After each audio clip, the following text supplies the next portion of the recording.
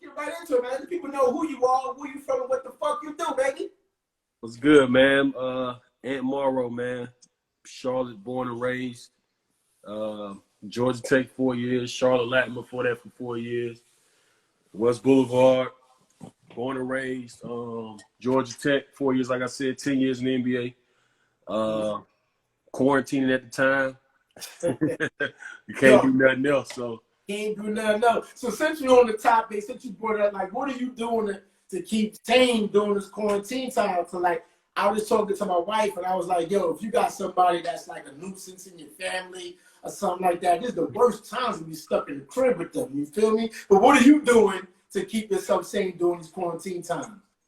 Me, basically, man, a lot of family time, obviously. We home, the kids home. A lot of movie watching and dinners at the table and stuff like that. You know, stuff that we kind of get kind of lost in translation when ripping and running and traveling and all that stuff. Now we ain't got no choice but to, basically embrace it. So other than that, man, I got just really doing a lot of leg work for stuff that I got going on, man. Holding company, own sense of style, working on new designs for that for when everything open back up.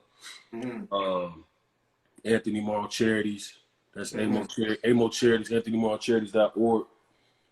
Planning to get a lot of stuff done for that whenever we can go back outside. That's kind of weird right now because we do a lot of charity stuff for schools and for my community where I grew up in. And that's kind of tricky right now because can't nobody be outside at all. So, and then other than that, just trying to keep everything in line. I got a training service about to do, AM2 training. And like I said, man, getting a lot of the leg work and the HR stuff good so that when it's time to go, we can just kind of jump right into that. So I'm excited about a lot of stuff, man. It's the time to get all the small stuff out the way. So when it's open back up, I'm telling people when it's open back up and everything good, we can jump right back into what we need to do. You know what I'm saying? Hit the ground running, kind of. You know what I mean? Right.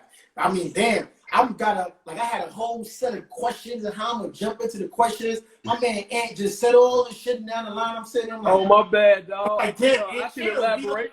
Don't say nothing. Like, he just went to everything. I'm like, damn, B. That's all good though. But I wanted to dive into that as far as the charity work because I know there's a lot of things that's within the charity that you do, like back to school drive, basketball clinics, community service, mentorship. Like, just dive into that a little bit for the people that's watching and tell them about what Anthony Morrow Charities and what does it all entail. Well, we've had a 501c3 since 2009. Going on 2009, 2010. And we're going on about 10 or 11 years of being like certified. You know what I'm saying? And I just basically wanted to start something so I could do something official for my neighborhood where I grew up.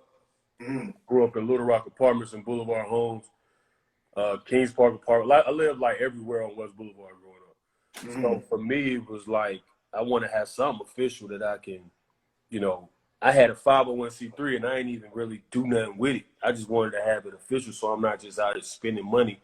But I didn't care because I'm like, ain't nobody ever made it from where I'm from. Like, from my neighborhood, like Little Rock Apartments, like, it ain't never been nobody made it as much, like, you know what I'm saying? So I was like, man, I got to have something in place so that, it's certified so I can get help from the city or get help from some of these vendors and these sponsors and these, these companies. And, I mean, it really started off genuine, man. It was real talk. Like, I was like, if I can do something over here, and I partnered with Ponderosa Neighborhood Association right up the street on West Boulevard. And Miss Elfrida Brown, God bless her soul, she passed away. She did like a big cookout right there in that field every summer. Right. So we rolled by, and I was like, hey, would y'all mind if I just gave away some book bags and did some stuff with my organization? Had my people come in, and we did that for like 2 years. And then she started having some health issues, and she ended up passing away, God bless her soul. But they moved it to Southview Recreation Center, and I grew up right in front of that rec center in Little Rock. So I was like, man, this is perfect. They didn't even know I was from over there. Right. I was doing it up the street. So it actually turned out to be great, man. It actually was way.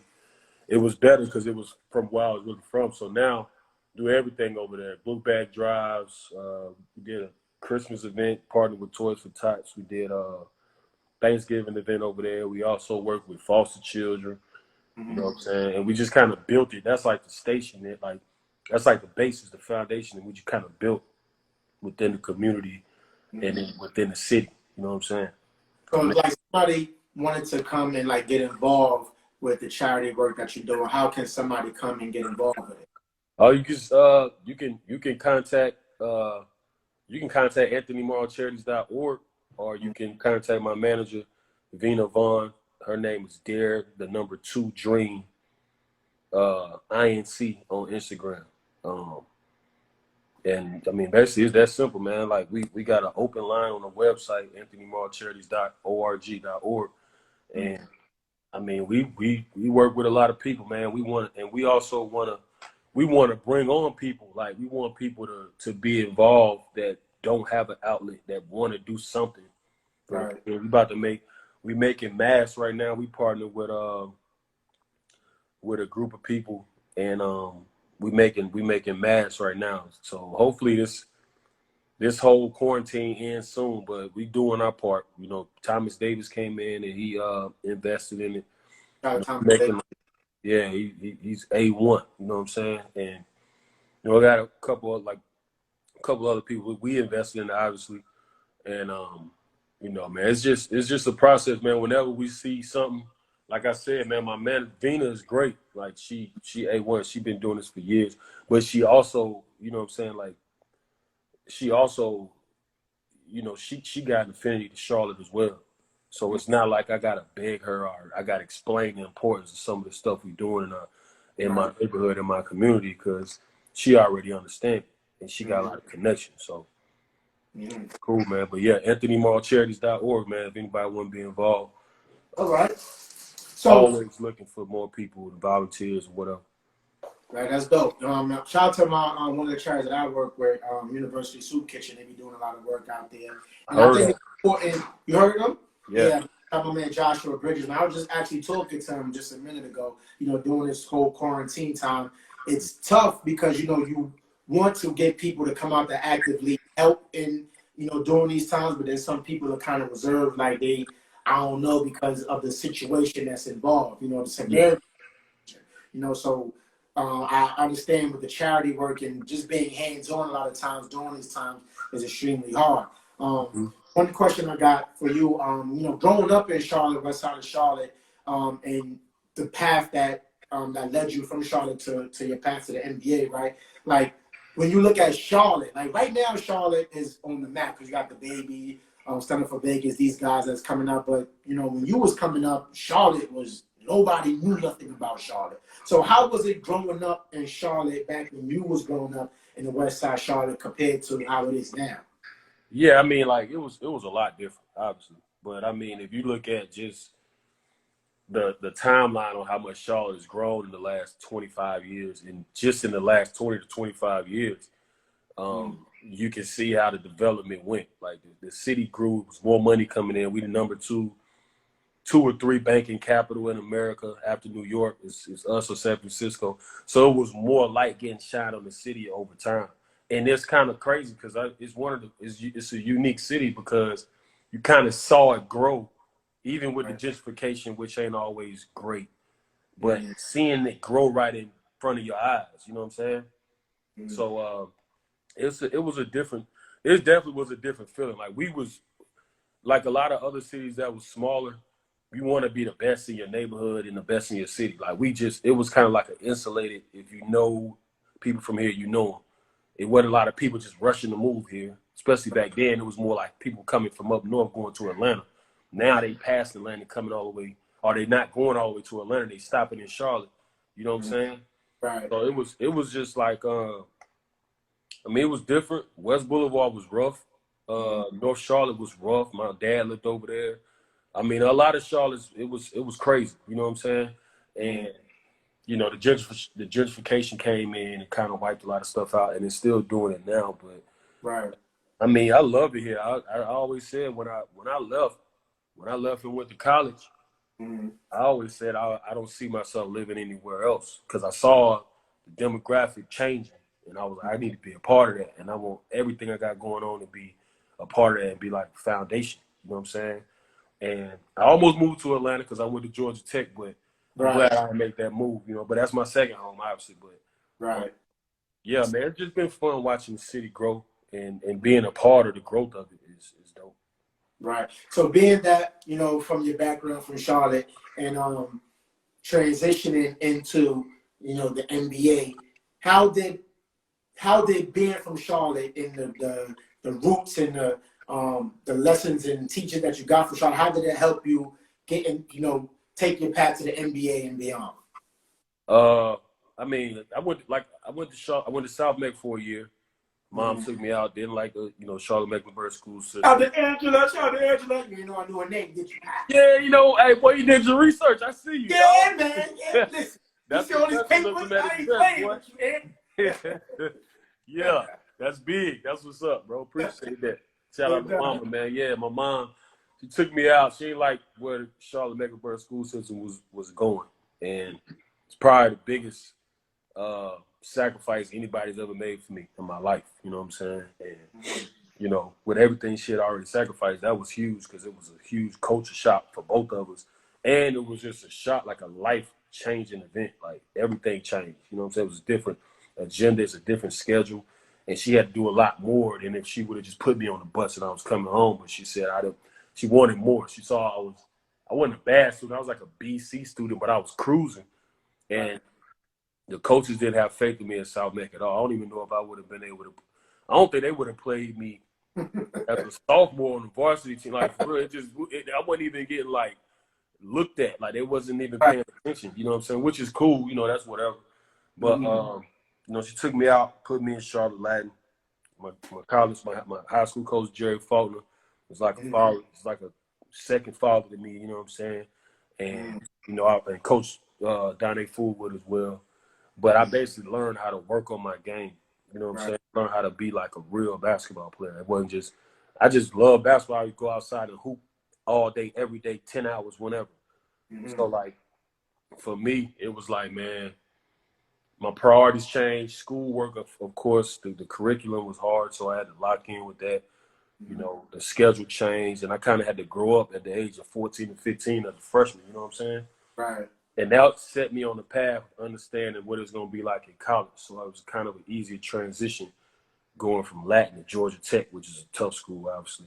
Going there 4 years, and then that kind of funneled me into, okay, I'm not going to get drafted, self-aware enough to know that it's a really small percentage of people that even hang in there when you a second-round pick, you know what I'm saying, or to even be a drafted, period.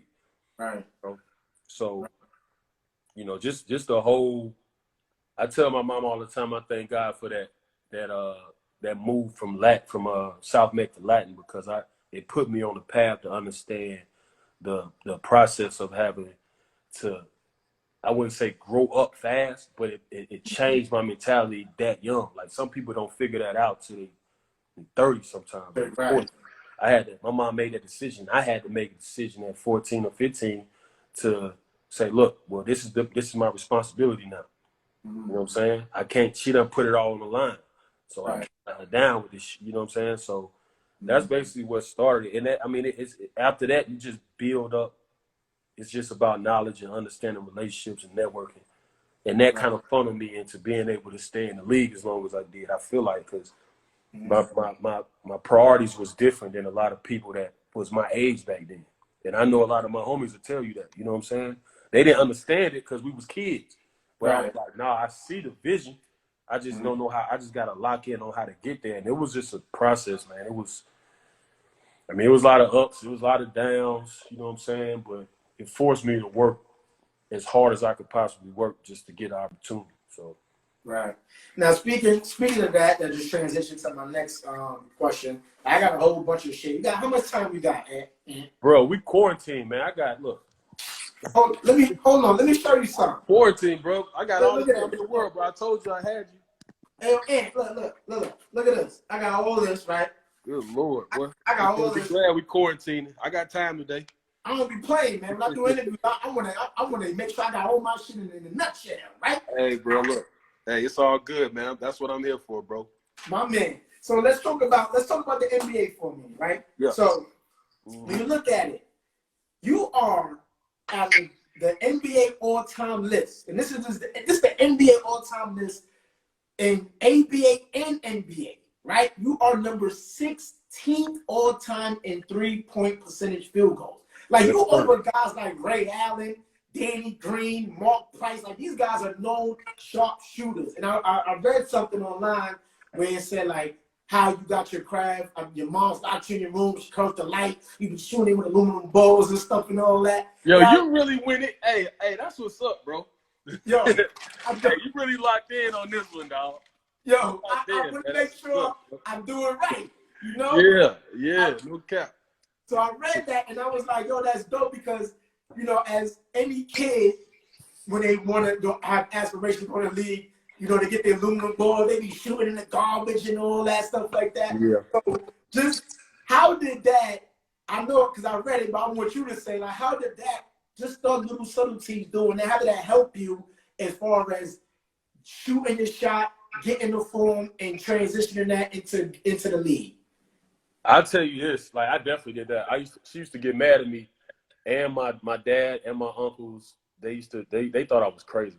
I used to get like socks rolled up and like put like duct tape around them. Right, and then, you know, this before they had all like they had some of the little play school goals and stuff. I was a kid, but they wasn't finna buy that. Like, that wasn't in no budget. So I would like get a hanger and I would like rubber band them together. I'll get a whole bunch of hangers and rubber band them together and put them up, put shoestrings, make nets, and being there like I'm in the NBA finals. Like, in my mind, it was real. Like, you know what I'm saying? Right. So like, it was just, I don't know. I mean, my mom, she put that basketball in my hands when I was a kid, and she looked at it like, I just need you to be passionate about something. It ain't necessarily just about, you know, trying to just make it so you can go to the league or we got to go to North Carolina or Duke or some stuff like that. It was like, he got something he can do, so he not doing nothing else that I got to worry about where he at. Right. You know? So, I always was obsessed with basketball. Like, like stuff that was small, like little detailed stuff when I was a kid. And Mom saw that it was different. But I always shout out my cousin. In terms of shooting, I shout out my cousin, Rontrice Morrow. Bam Bam. Everybody know him as Bam Bam. But yeah, Bam showed me, because he's my older cousin. So he always had like, I remember he had a VCR and a TV in his room. Back then, like I didn't have it. You know, he was older though. You know what I'm saying? He was cool. He played at Myers Park. He went to Alexander Graham first, then he went to Myers Park. And I remember going to watch him play, and he had like 32 or 35 points against Olympic. He went to Myers Park. And I thought he was like going to be like Michael Jordan or something. I was like, you know what I'm saying? But he wasn't a great shooter, but he taught me. I remember like being in his room one day, and he was like, yo, you got to find the seams when you catch the ball. That's going to help you shoot. And I had to take my basketball. He was telling me, like, when you went to bed at night, even if your mommy turn off the lights, shoot the ball up in the air like 100 times. It's going to shorten the wrist, so you're going to be able to hit threes faster than other people.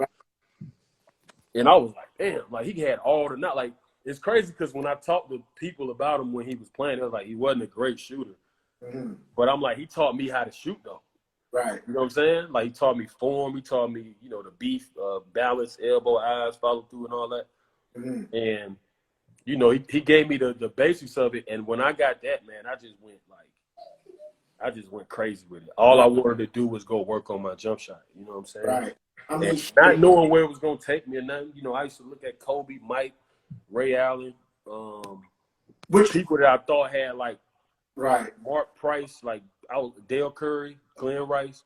I was like, man, they got the most perfect forms. I want to shoot like that. I wanted to look like that when it come out of my hand. So and your percentage is above those guys anyway that you mentioned. You know what I'm saying? That's crazy. I see y'all do crazy, bro. People don't be believing me.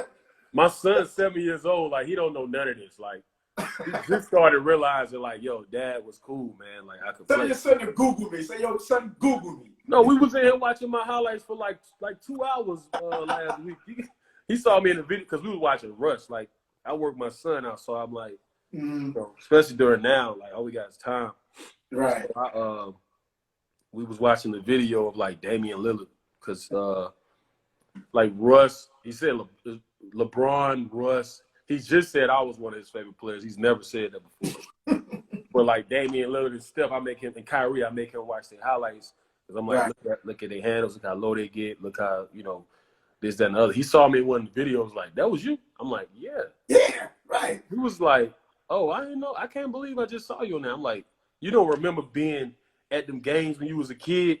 Well, we finna watch some of these highlights right now. Right. Before else fails, go to YouTube. You can check it out. Yeah, I had them all on YouTube going crazy. You know what I want to know?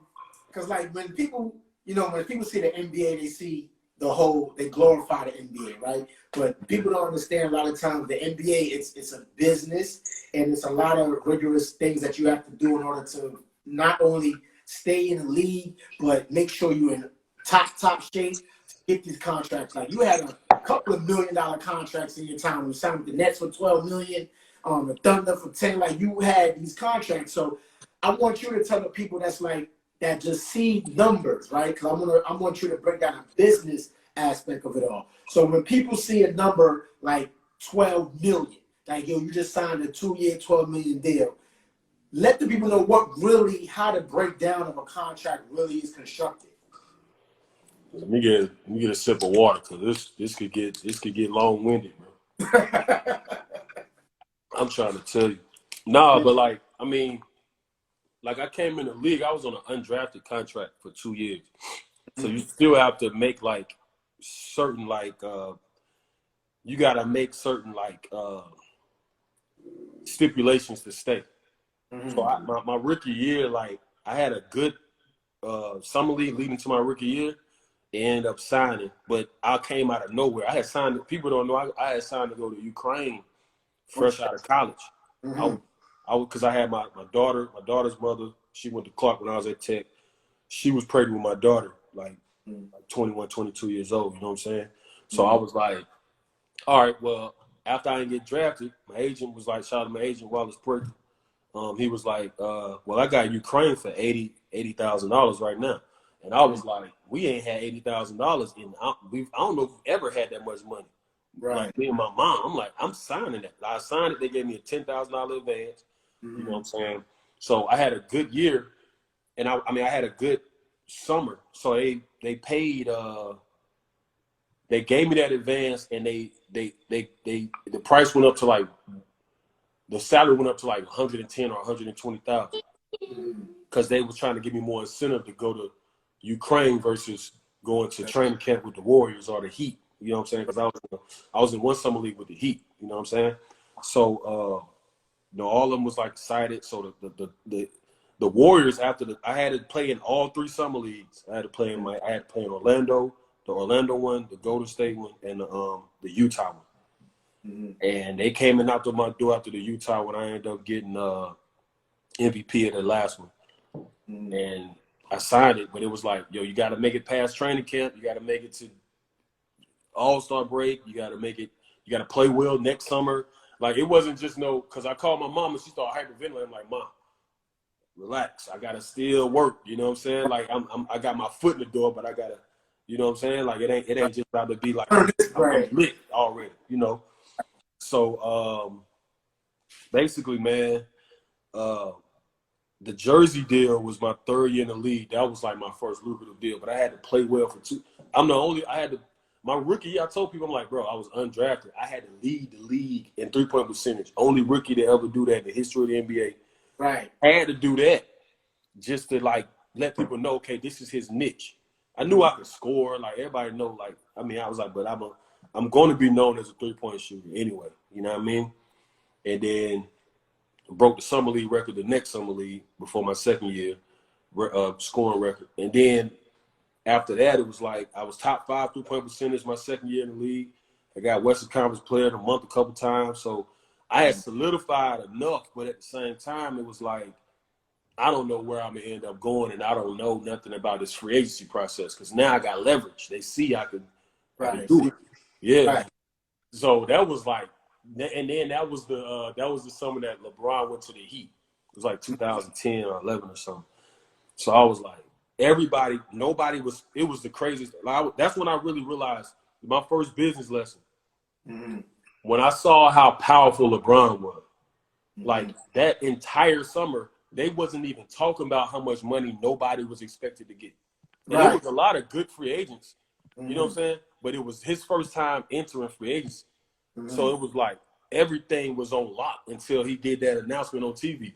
Right, yeah. Like, literally, bro, like when he did that announcement and said he was going to the Heat and everybody was going crazy, I remember exactly, I'll never forget, I was in LA with my cousins and was staying at this like condo or something. We was on the roof watching it, the whole thing. Mm-hmm. I remember right after he said that he going to the Heat, everybody was all surprised. Like I went downstairs because we had just worked out too. I went downstairs and I was on my computer, and it was like the floodgates open. Like everybody signed after that. Like everybody started signing. Mm-hmm. People was getting all kind of money, and I'm like, damn. When he finna call me? Like I know, like, cause like you know what I'm saying. So my cousin was there. We was just like they acting like normal. That's why that's why I still only stay around with my people, because it's not like they was all like stressing me out. They just like, man, look, we finna go play Xbox. Like, what's up, bro? Right. Shots up. Let's go swimming. You know what I'm saying? Right. Like everybody chilling. You know what I'm saying? So I'll never forget, man.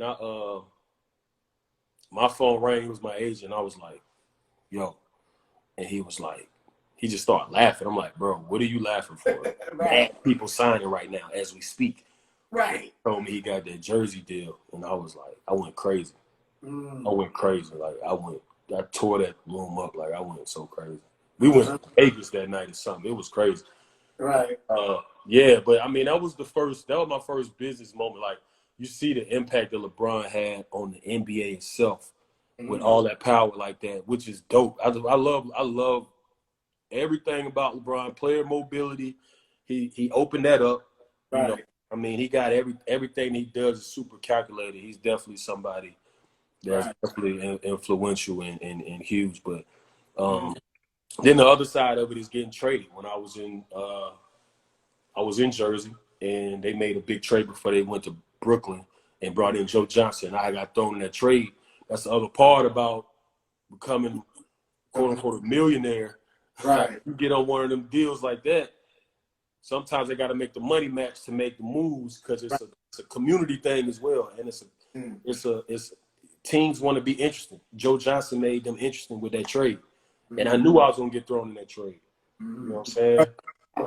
And before that, actually, too, when I first signed, before we even played a game, they was trying to get Carmelo early. They was trying to get Melo when it was still New Jersey Nets, because they knew they was going to Brooklyn. So like Denver was shopping them, and Brooklyn was like one of his teams he mentioned in his top 2 or 3. So I remember like I was up there and I was still moving my stuff into my apartment. And they was like, yo, your name getting thrown in these trades crazy right now. And I'm like, bro, I ain't even put a jersey on for these people yet. Right. They finna send me to Denver? You know what I'm saying? Like, and I was like, I wasn't, it was just crazy, because I'm like, man, what I spent? And then I'm still thinking like, yo, I'm not spending money like I got money like that. I didn't know what it really felt like to have no real. So I'm like, bro, I just shipped my car. I just bought this apartment. Like, you know what I'm saying? Right. Crazy, bro. All these assets and shit. Damn. It was like, yo, the deal might get done tomorrow. And I'm like, man, like I went and laid down. I was like, I told my mama, I said, I'm about to take a nap, ma. If I might wake up and be traded. But, right. And I woke up and they and that's one of my next questions as well. It's like when you look at, because I'm an avid watcher of the NBA, and I see certain players, and I'm like, you got your tier of players, right? Your superstars, your bench players, stuff like that. Like, you was a good player. Like I I still play, 2K15, and I got Morrow in my game. I'm like, yo, for 3, I'm on the Thunder right now. That's my 2K play. Put Morrow on there. But like, I want you to tell the people that's watching and that's going to listen, like being a player like how you are, because you like by no means are you like how you should say scrub. Right? You are a solid NBA player. How does it feel like when a team says, yo, we don't want your services, you being shipped out to this other team? Like, to describe that feeling to the people. No, that was crazy because, I mean, it happened early on with me. So I kind of had like an idea of how like they think already. Right. So when I got traded to Atlanta from Jersey, I had put some work in Jersey, 2.5 years there. They traded me. So I was like, okay, it ain't really about getting traded for me. It wasn't about that until I got traded from OKC to Chicago, like my last like couple years in the league. That was crazy because OKC was the best organization I played for by far. Right. And we were good. We went to the West Conference Finals, Game 7, lost to the 73-9 Warriors. You know what I'm saying? Had them down 3-1. I was watching that get out. Yo, I didn't mean to cut you off. It was just on TV. I was watching that because Kevin Durant is my favorite player. I'm like, yo, they got these motherfuckers. Yeah, bro, it was crazy, bro. That was crazy. So that was like getting traded from them. That was blindside, and that had more of a family type relationship in Oklahoma City. So that hit me a little harder than like the Jersey trade. I got traded to Atlanta. It's hard for me to play in Atlanta because like that's my second home. Like everybody want to turn up. Everybody want to come visit. Everybody now they found out I'm net. You know what I'm saying? I'm trying to get career. I'm trying to get my shit straight. I can't. Yeah, I'm like, man, I can't be doing this, bro. Like, but then I wasn't part of their plan in that trade. I matched the money. So I was like, I got to get out of here before I don't want to be like, I don't want this to swallow me up. And I ended up getting traded to Dallas for Dante Jones. And that move was great because Dallas was a different element and I could lock back in on just working out and working on my game, even though I didn't play much there because they already had their core. Right. And, but shout out to Rick Carlisle. Rick Carlisle was like, look, man, like, I'm they just made the trade, whatever. Like, I know you to be one of the greatest shooters in the NBA active right now. If we make the playoffs, I'm gonna use you. He said, I'm gonna use you in the playoffs like I used Peja Stojakovic. And Peja got off with him. Like he figured out how to make him kind of like unguardable in that offense. Right. And we ended up missing the playoffs. And you hired Peja Stojakovic a 3-point percentage, by the way. Just to throw that out. Yeah, all right. But see, when you got a great coach like Rick, you know what I'm saying? Rick would put you in positions. That's a discrepancy between coaches. Like Rick Carlisle knew exactly who to put in certain positions to win. That's why he's so successful, and he's still there. You know what I mean? So we didn't make the playoffs. They didn't sign me back, and I ended up signing with New Orleans for a year. That was kind of like a redemption year. Like, all right, I'm about to be in the best shape of my life. I know I'm going to be behind some dudes that they paying $20, $30 million a year. So messed up, not thinking like in a negative way. I'm like, people get hurt all the time. Brother them get hurt. Right. I'm going to be ready to step right in and get busy. Like, it ain't going to be I need to get my rhythm. It ain't going to be none of that. Like, I'm in the gym in the morning. I'm in the gym at night. I'm in the gym after the game. I'm going to be ready. You know what I'm saying? And then it came to a point where we had a few injuries at my position. And I did well enough for OKC to come in that next year and say, yo, we got another 3-year deal for you. And we need what you do. And that was like a blessing. I'm like, I've been waiting for this my whole career. Like I get KD and Russ and Serge and Perk, Nick Collison. Then we get brought in Dion and Victor Oladipo, and I got great matches with Sam Presti and Troy Weaver, Scott Brooks. Like it was just a whole from top to bottom, man. Then they take care of you and your family. Like it was just a whole breath of fresh air to be around it. Like me and Russ had always been cool. Me and KD had always been cool. But to be on a team with them and go through the trenches with them boys, man, that was a blessing. It's like one of my favorite basketball in my life to get to work out with KD, try to beat him and Russ to the gym. I tell KD and Russ used to be at the gym 8:30 in the morning. Practice until 11:30. Them boys are trying to beat each other to the gym.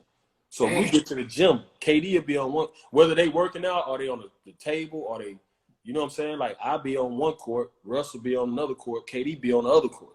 I'm like, I'm trying to beat them here. They Hall of Fame dudes. Like, and they younger than me. And I'm like, bro, I was used to being the dude in the gym first and the other, you know what I'm saying? Right. So like, it was really dope. It was interesting. So speaking of that, I'm trying to keep it, within what we're talking about. So who you being on a select teams, who you felt had like the best work ethic, as far as like preparation, film study that you played with had the best work ethic? Man, it's some dudes, man. It's some dudes that's not superstars that I'll mention. But in terms of like Hall of Fame, one of a kind people, like I mean, like Russ and KD definitely up there. Dirt and the Whiskey though was crazy. Dirt playing with him that half year in Dallas, bro. Bro, like he was at the back. He was on the back end of his career. He wasn't playing all the games and stuff like, but he was still like he was in the back end of his prime, but he was still like a 22, 23 a night dude. Right. So I would like light too. 22, that was light. That was nothing to him, bro. Like, because I got to watch him work out like before practice, and he used to have his own. He had his own like shooting coach since he was like a teenager. So he was still with him. He was still with him his whole time in the league. So they let him he just worked with Dirk only. So I would like, and shout out to Dirk. Dirk told me something one time that was crazy inspirational. Like he told me when I first got traded to Dallas. Actually, he didn't tell me. An assistant coach told me something that Dirk told him. He was like, yo, Dirk said you the only dude that he watch work out. Real talk, bro. He was like, Dirk watch every workout you do. I was like, wait, I don't be seeing him. Right, where you be at? Yeah. He was like, he watched your workouts. Because, he's a shooter. So, like, shooters like watching shooters. Right, shooters. Yeah, you know what I'm saying? So, I was like, should I be watching him? Like, every time he in the gym, like, when it's just him and his trainer, I always go in there and see, because he had, like, the craziest drills for balance.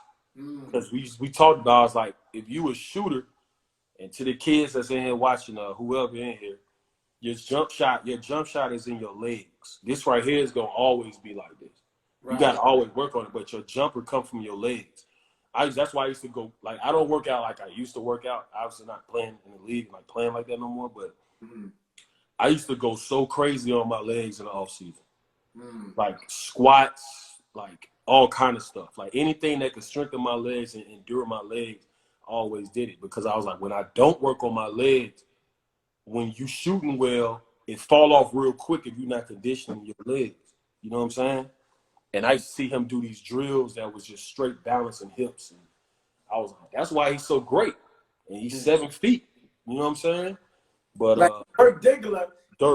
With that little leg shit that he did, the one leg joint, that joint. Cause I see Kobe do it, he mimicked that.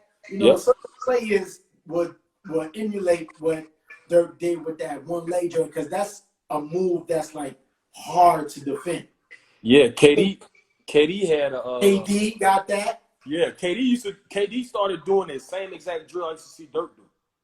They like literally like you stand on one leg, you pivot and turn all the way around on one leg, dip and shoot, like in the workout.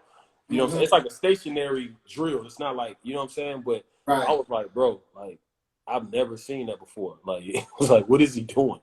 And I started working on it and it helped. It really helped. Because balance the legs.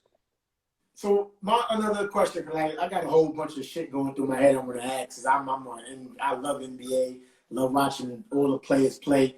And I'm glad I got you on, because a lot of questions that I wanted to know, and I'm pretty sure a lot of people want to know, and I got this platform to ask, like, what is, like, as far as, like, roster spots, right? Like, how hard is it to, like, maintain and keep a roster spot in the NBA? Because I see a lot of dudes, I've been looking at them like, yo, these guys be on the bench. Like, some guys don't get no burn. I'm like, how they still got a roster spot? Like, how is that process? How hard is it to keep a roster spot on the NBA?